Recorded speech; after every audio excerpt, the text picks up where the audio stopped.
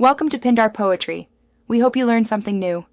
You start by confirming your device supports Touch ID and that the OS is updated. This prevents incompatibility.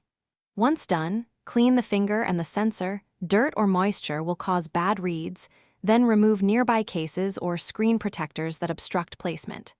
Next, open Settings and tap Touch ID and passcode, then enter your passcode to authenticate. You're now at the enrollment screen. Follow the on-screen prompt to place your finger on the sensor to register the first touch. You'll now capture the full fingerprint by placing your finger lightly on the sensor. Pressing too hard or sliding reduces scan quality.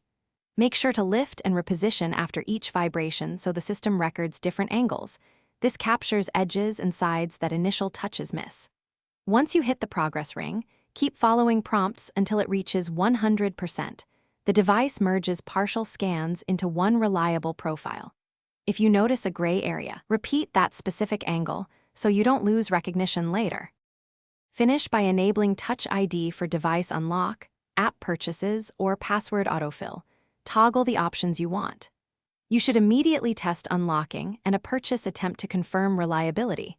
If you prefer, add an alternate finger now to cover different grips.